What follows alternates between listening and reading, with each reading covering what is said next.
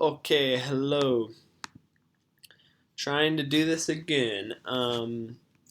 Hayden and I, a few weeks ago, got back from Mexico, and we stitched together all the iPhone footage we took, and it ended up being kind of a fun, unedited video. But with these trips, there's always just so much that goes on that it's almost impossible to tell all the fun little anecdotes that happen.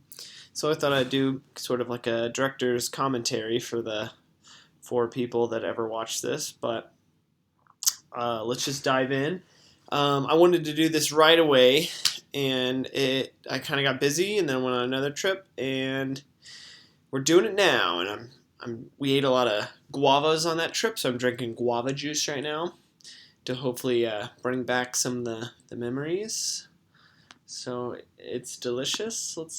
Let's go. So these are big bags. Unfortunately, they were just like a pound over the 50-pound limit, so we had to pay.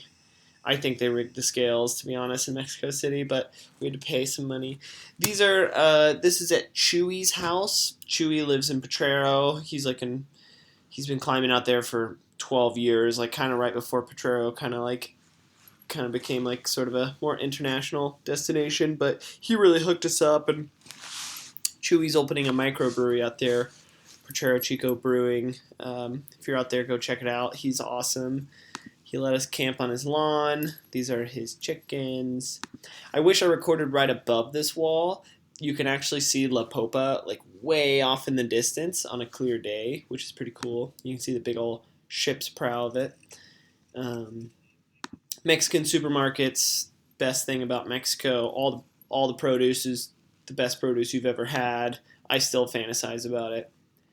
Here we are. We're driving way out there. It's about an hour drive from Potrero Chico to sort of the La Popa, where you can really start seeing it up close like this. This is like the east side. We were climbing on the northeast side over here.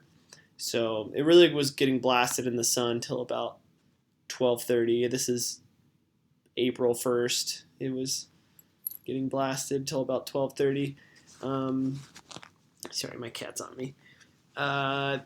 Yeah, and then so the nearest town is Los Remotos, and you drive out past there. It's a sleepy little tiny Mexican town. Like, no way there's more than 100 people that live there. No cell service, and that's sort of your like last sign of human civilization until you kind of get dropped off. There's Chewy.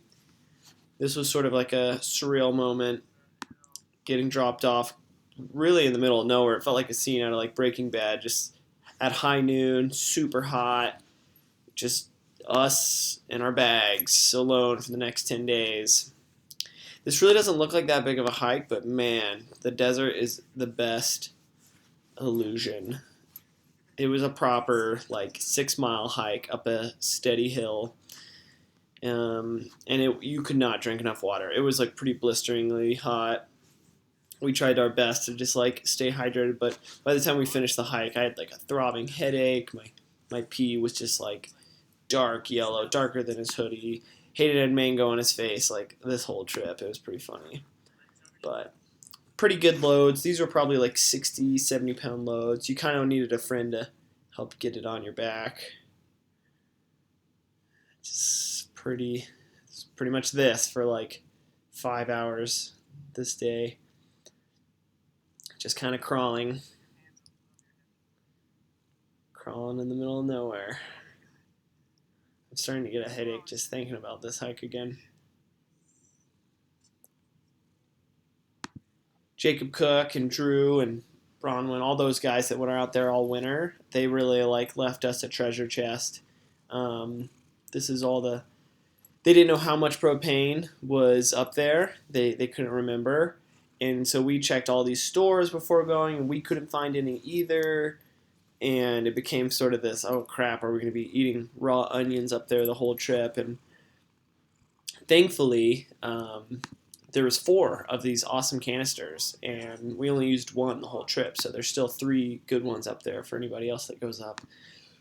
Plates, bowls, camp stove, just like all the stuff you don't think about, but like really adds up a lot of weight and space, and just sort of it can be annoying. Um, this is day 2 now. In Los Remotos, that's that little town way over here. We had met this guy, and he was gonna hook us up with a donkey. But so we left half of our stuff with him, half our food, half our water, half our climbing gear, and he was gonna give it to a guy that lives way out here, who was gonna give it to the other guy who has the donkey, and he was gonna meet us up here by this cell tower at 9 a.m. So it was a lot of faith, and then sure enough, he wasn't there. Wasn't there the next hour, or the next hour, or the next hour. And so this time it's about high noon again, and we're starting to freak out, thinking we're gonna have to hike back down and then porter multiple loads up. And it was gonna take a lot of time and energy out of our trip. A 10-day trip sounds like a long time, but man, does it go fast when all these little logistical things have to fall into place. And so yeah, I saw these 2 pointy donkey ears like poking up, and it was like the joke was it was like the best ass we've ever seen. It was sort of kept the itinerary in line. It was awesome. We gifted this guy our climbing rope at the end of the trip because we saw how sort of ragtag these straps were getting, and we actually didn't get to see it. He wasn't home, but we left it like under his like front porch, and he must have been psyched. We had a bit of an egg explosion here on the hike up. This was in my bag, but surprisingly, it looks like catastrophic in there. This was a dozen eggs, but only there's 7 uncracked eggs in this dozen, so it actually worked out really great. These are some ants. It started out innocently with the ants. I think they lived under this tree, the tree of life. And there was just, maybe a couple dozen. By the end of the trip, all of them came out, and I guess there's a lot of heavy dew in the morning, so they would just cover, like if I had left a spatula out, it'd be covered in dew, and then all the ants would just cover the spatula. So there'd be 10,000 ants on a spatula, and I just fling them off and then start cooking breakfast. So the ants they weren't a problem, but they were kind of intense. This is our food haul. You can see all of our water, lots of tuna, some AGB Deluxe, a lot of good stuff. We were actually eating pretty good that whole trip. Thank God for the cookware. That was the Tree of Life. I don't know if you saw that. Let me pause. I think this is a mesquite tree. I'm almost certain. I forgot to pause it again. But it really was our saving grace. Hours in every direction. There's just nothing. No tree, no nothing. Just kind of a barren mountaintop. And this tree, we spent more than half the trip under this tree. Just if you're in the sun for an hour or two, you were gonna bonk. So all rest days spent under the tree, all day until about 12:30 under the tree. Hike into the climb. Going on a little hike. A lot of climbing stuff. Turns out it takes a lot to climb some walls. And to camp. Camp and climb walls takes a lot. There's that mango on Hayden's face. He said he liked it, so he wanted to keep it there. I kept asking. I was going to lick it off, but he didn't want it. That's Hayden's new haul bag. It was a little too fresh and crispy, so we had to beat it up a little. The rappel down El Gavilan was pretty heinous, actually. It was kind of the only time we were ever kind of scared, because it's so, you can see how steep it is. It's so steep, and there's a lot of traversy pitches, so you have to do a lot of shenanigans to keep close to the wall, and then sort of lower out or swing out, and having this big bag in between your legs, it was kind of scary sometimes, and we were pretty thankful to be down on the ground. Yeah, there is a rappel route. That clip actually before was a bit out of sequence, where we went to the rappel route first and realized, oh, this is not El Gavilan, this is a rappel route. So we actually rappelled a whole pitch down and then had to jog out and find El Gavilan because we got suckered. That's the start of El Gavilan. That's me. The first pitch is pretty hard, actually. It's 12A, but yeah, we're psyched. There we are coming down. Looking a little dirty. It was really dirty.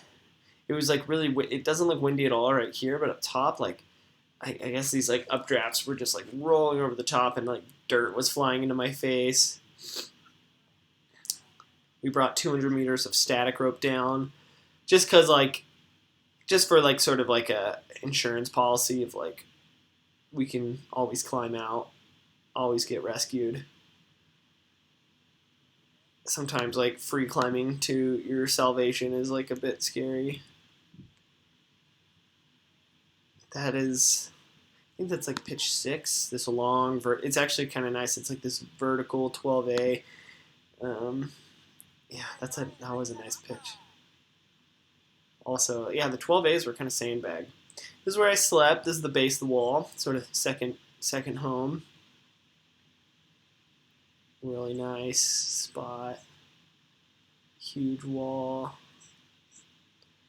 It was just beautiful out here. It's like on these like foggy mornings, you can't see any sign of human life out here, and you just really feel like all by yourself. Buenos dias. Sleepy day then. And then, yeah, first 12A. I led the first block, first few pitches. And before this trip, like, Hayden met me in Las Vegas, and I had just done this, like, big work stint, and I was, like, really tired. And Hayden and I went up climbing. Like, I just climbed terrible. I felt so tired. And I was like, Hayden, I promise, like, I'm in better shape than this. I'm just tired. And I know he was, like, kind of like, oh, God, like, I'm about to go on this, like, big trip with this guy that, like, is totally, like, sucking. And so I was like actually really nervous. Like I was like, don't blow it on the 12A, you know. Then it's gonna be kind of like a long trip. And so thankfully I like kept my cool. And it was kind of a hard 12A too. So I was like definitely pretty nervous. But you know, kept our cool. You know, you got to remind yourself. It's like all we do is spend our time like free time climbing. Like we know how to rock climb. Like we can do that. So it's kind of fun to like go into that mental state and have to battle it more than the physical challenge. And then this is like when I really knew the trip was like on. So the second pitch was this long 12D, and it ends with like this really cruxy, reachy finish. Like Hayden's 6'3" with like a plus a million arms, and like he was here for like a minute or two trying to suss out this last really reachy sequence. And I ended up doing this like very committing like dead point to this jug right here. And I just like fully committed. Didn't know if it was a jug, just like went for it and like caught it, and like knowing that I was like climbing with that much confidence, I was like, hell yeah, like the trip is on. I think I'm gonna be climbing well. And so that was an awesome on-site. I knew at least we, you know, it's not like you're like having to work every single pitch. You can't really do that for 1,000-foot 10-pitch route. This little 2-finger pocket, just like, it's not a pocket, it's like 2-finger, like a little eye, it's like you're grabbing someone's eyelid. And I knew if I yarded on it too hard for this move, I was going to break it off. So I ended up, getting into some like stemming stance and then jumping. And then Hayden's like he's trying to suss it out. It really is like, I think this pitch isn't too bad for the shorties, but both of these routes are, El Gavilan and Los Naguales are like kind of favor the taller fellas. Like I'm fairly tall, 5'10", -1, and like I was tipped out a lot. So I think with some clever climbing, here we go. Yeah, nice Hayden. Yeah, Hayden finds the stance, grabs a gross hold, and does it. Yes, and Nux. We're sending. And then this, we didn't really get it. I was having to play Hayden on top rope for this 13A pitch, but Hayden fell last bolt to the anchors, like on the onsite, and then I flashed it, and then Hayden had to go down, and he did it second try. But that was when we sort of were like, oh, sweet. Like, we are sending. Like, we are doing it. And then we went back down to the ground and ate some dinner. We did both climbs over 2 days each because it's like the wall, it's so hot until about 12:30 that instead of just like on-sighting through the darkness, we thought it'd be more fun just to like do it in 2 half days. I think that's the start of the 12C. But yeah, you can start to see how overhanging it is. The hull bags are way out there. That's our mini ledge. Mini ledge was the best thing you could have ever brought on this wall. Shout outs to the Metolius mini ledge. I actually don't remember what pitch that is. It could be like the 12C or something. And then, yeah, this was, I think this is the end of the 12C, maybe the 12D. But it wasn't very hard, and like, it worked a few times where Hayden was at the top of a belay and I'd be coming, he'd just like be screaming at me, and like even if I was really pumped, it's, you know, I wouldn't stop. And but like this, like in this part, like he's like screaming at me and like trying to help me, and it's like, okay, I'm like not that close to falling. At this point, I was starting to like cramp on El Gavilan. It was actually like a much harder fight than I was hoping for, because I just don't think we were drinking enough water or eating enough food, and I was like cramping really bad. My biceps were just like curling up like a dinosaur, and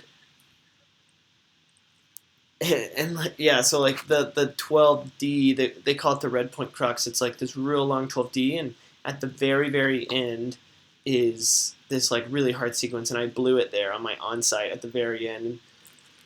And it was my first fall of the whole climb, and I was like super blasted and was like, oh no, like I'm not gonna be able to do it. I'm tired, and having Hayden there just screaming at me like really helped, and I did it second try, and then by this 12B I was like, my arms were cramping so bad I couldn't like drink enough water, and this 12B felt so hard. It was such a fight, but after this we were home free, one more 511 pitch to the top.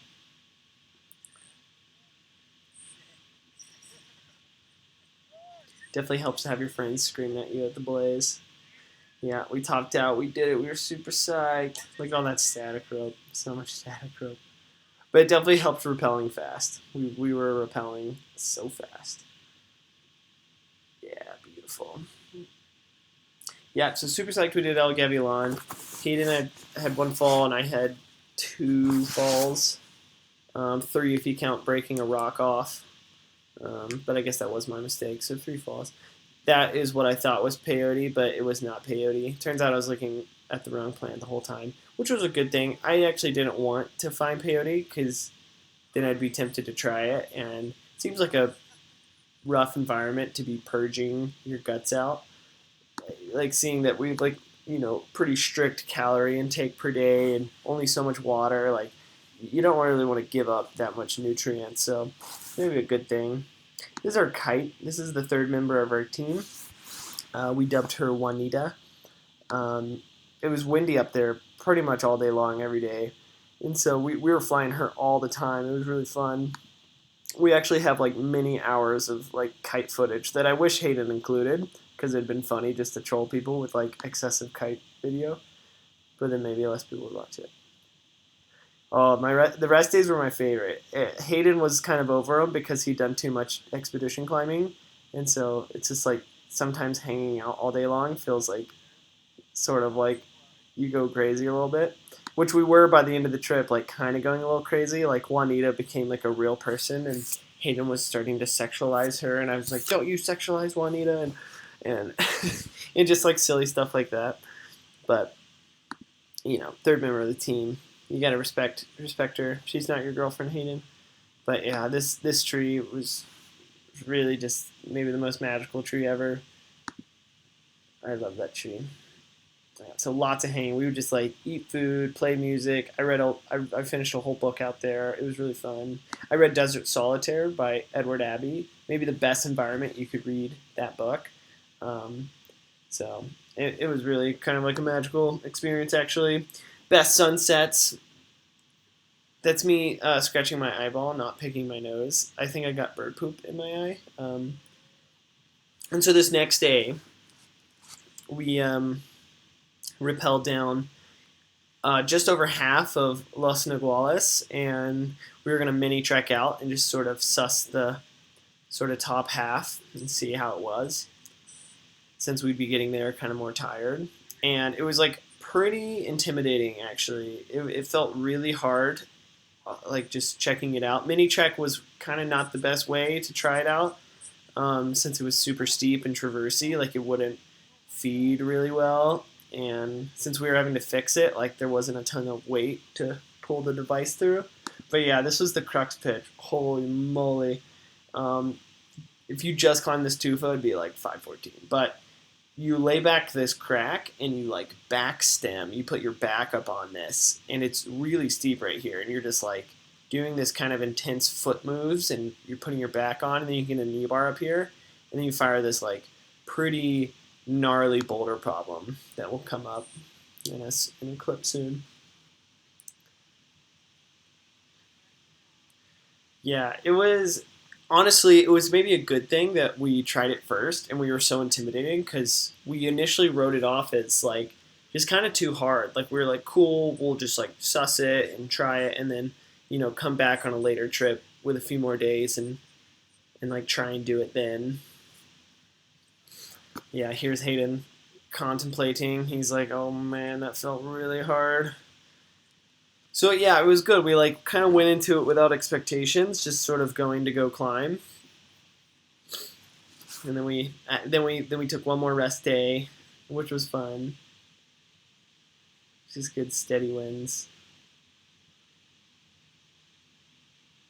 Then we're haul that get ourselves organized. Lots of cooking. It was fun. And we're going for it.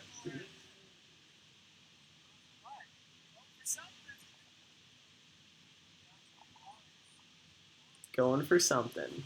What? We don't know. We were at this point. We felt like we got the consolation prize. We were having tons of fun, so it was sort of like this, whatever. Let's just go have some fun. And then right here, that's the Crux sequence. And at this point, so I led the first few pitches. The first pitch is like 510, which is easy, but really chossy.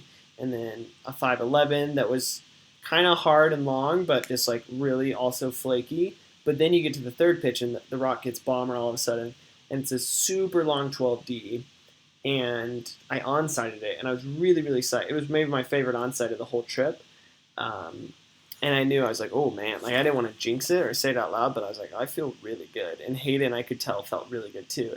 And then we both flashed the next 513, 13A, and it was like, oh nice. And then Hayden, first try, we tried it on mini track, but Hayden first tries the Crux pitch, 13B, and then I fall once on this hard section. I didn't really get to mini track this one well. It was just my system was all kind of screwed up, so I just kind of could look at it, but I couldn't really. I could barely even pull on holds. I just kind of wanted out of there type thing. And so my first try was more of just sort of like try hard and sus, and then I rested for a little bit, and then right here you're crossing off this 2-finger pocket on the right hand and standing on a really, really bad foot. You cross your left hand to this big jug ear, but it's steep, and so you're kicked way back out. You got to let out the left foot, trust the right toe, and then you grab this jug, and it's like flat, and in the back of it is sort of like a spiky slot. And so like I grab it, and it looks like I'm gonna fall, and then I just slot my hand, and it's so sharp it basically just grabs my skin. And I wish Hayden added the second part, because you shake out here for like however long you can, and then you do this like pretty epic down climb, and traverse outright, which I was just like howling through. I was actually like amazed. Right here, I'm like pumped out of my mind. Like I don't know if I've been that pumped in a long, long time.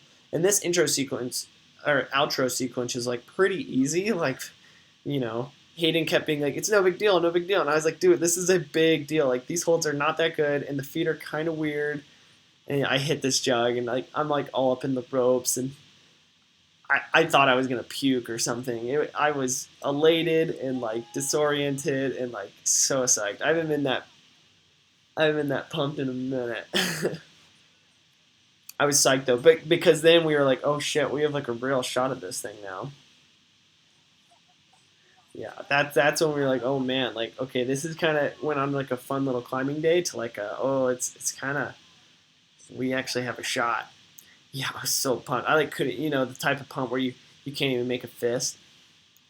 There's our broken little pot.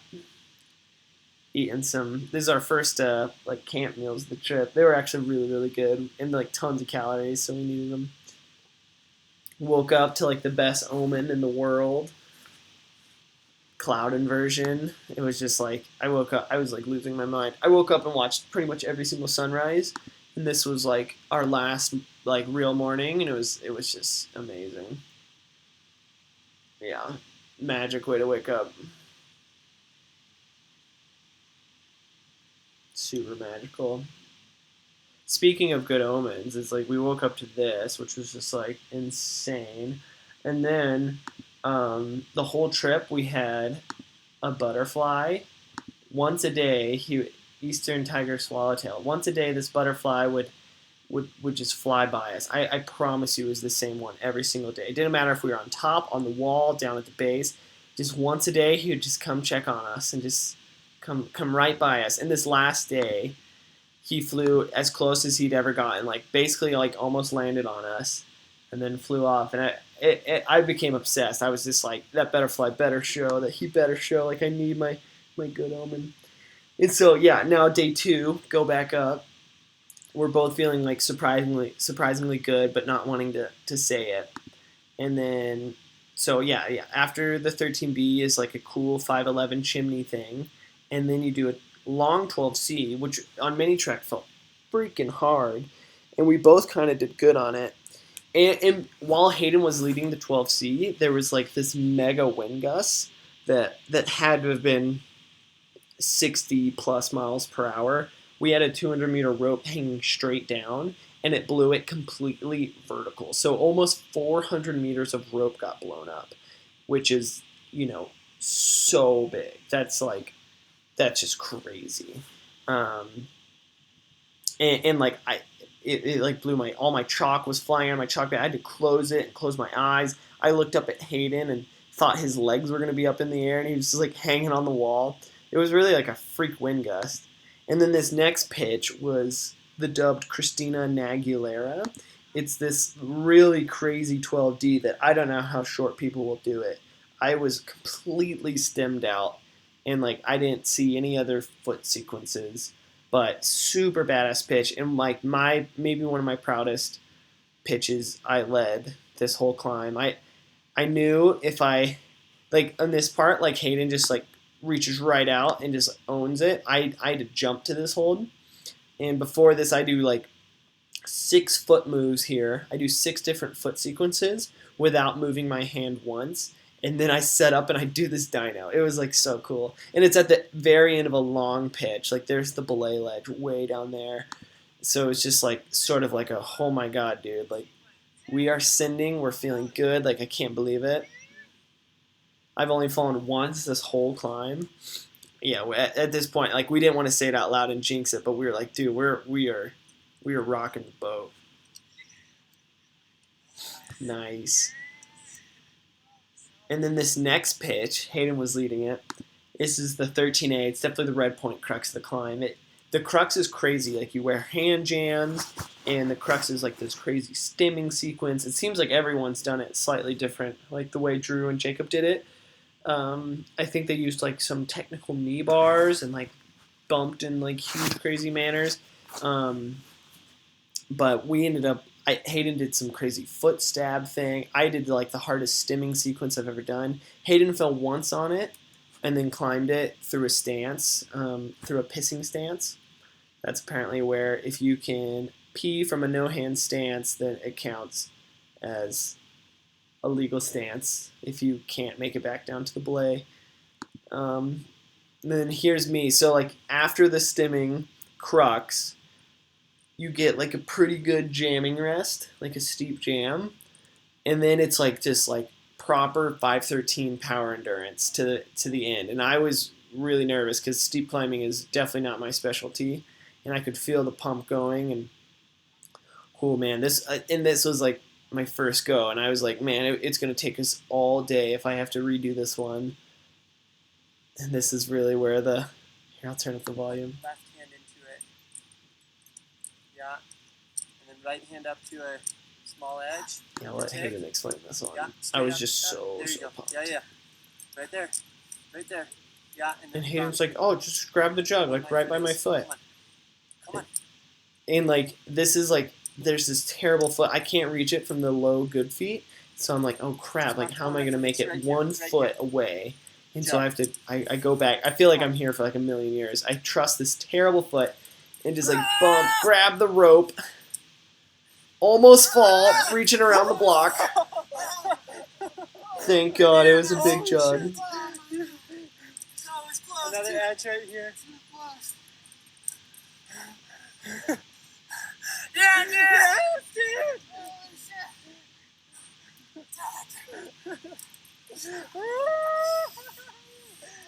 Yes, let's go, dude! That was You can see how overhanging the wall is. Hauling up our bags. That was the last 12B pitch. Hayden actually fell in that one at the very end too, so we both fell on our 12B route, 12B pitches on this trip. Los Niguales. Honestly, huge shout out to Drew and Jacob. Like, pioneered a world-class route. One of the best, if not the best, I've ever done. And, you know, it will get all the attention it deserves. Seriously. Those guys did a hero job. This will be a route of our generation. Yeah, you can see the big old ship's prow. So cool. Yeah, stimming. I'm saying stimming, jamming, pumpy, technical. It really did have it all. It was, as far as limestone climbing goes, it had every type of... I think the one thing I didn't do was a tow hook, the whole route. Which Hayden said he did a tow hook, so... Oh, look at that glorious tree. Love it. So, all in all, really awesome trip. I hope this commentary was informative. I feel like it's maybe something you all could have gotten. We had some soul-crushing loads on the way out. These were like maybe 80-pound packs. The next day, like sitting all day, like traveling back home, our like legs had tightened up, and like it actually felt like I ripped my calves in half. It was pretty bad. And then this was sort of like the last moment of truth, was to get back down, and it's like, oh man, like I hope Chewy shows. We were just waiting in the desert, and he did. He did. And that's it. Thanks for tuning in. We were out there for 12 days, airport to airport, in Mexico.